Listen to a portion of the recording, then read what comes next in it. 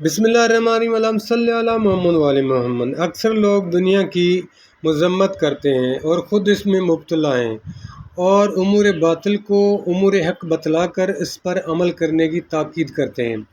لہٰذا وہ دنیا جس کی مذمت شریعت نے کی ہے، اس کی تحقیق ضروری ہے تاکہ حق و باطل کی امتیازی صورت پیدا ہو جائے۔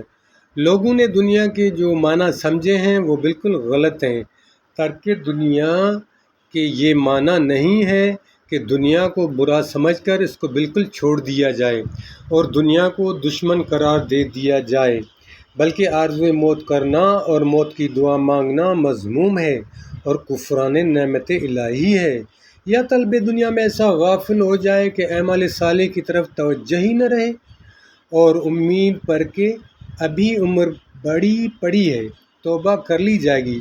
حضرت امام زین العابدین علیہ السلام اپنی دعا میں فرماتے ہیں کہ خداوندہ مجھے عمر عطا فرما تاکہ میں اپنی عمر کو تیری اطاعت میں صرف کر سکوں، اور اگر یہ عمر شیطانی کاموں میں صرف ہو تو جلد از جلد قبض روح فرما تاکہ تیرے عذاب کا مستحق نہ ہو جاؤں۔ امام جعفر صادق علیہ السلام سے ایک شخص نے کہا، یبن رسول اللہ صلی اللہ علیہ وآلہ وسلم، میں دنیا اور مال دنیا سے محبت رکھتا ہوں اور چاہتا ہوں کہ دنیا میری طرف رخ کرے۔ تو امام جعفر صادق علیہ السلام نے ارشاد فرمایا کہ ایسا کیوں چاہتا ہے؟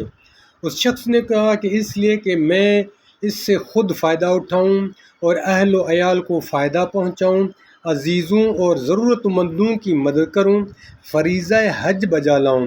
تو امام جعفر صادق علیہ السلام نے ارشاد فرمایا کہ یہ طلب دنیا کب ہے؟ یہ تو خالص طلب آخرت ہے۔ اسی طرح لذیذ غذائیں کھانا، عمدہ لباس اور فاخرہ پوشاک پہننا، اسباب شان و شوکت جمع کرنا صرف دنیا نہیں، بلکہ اس میں بھی نیت اور اعمال کو دخل ہے، ورنہ حضرت سلیمان علیہ السلام کی بادشاہی بھی دنیا طلبی اور حب دنیا ہو جاتی، حالانکہ وہ عین آخرت ہے۔ اسی طرح ریاکاروں کی عبادت جو بظاہر آخرت ہی نظر آتی ہے، حالانکہ عین دنیا ہے۔ کتاب عین الحیات، علامہ مجلسی رحمۃ اللہ علیہ۔ والسلام علیکم ورحمۃ اللہ وبرکاتہ۔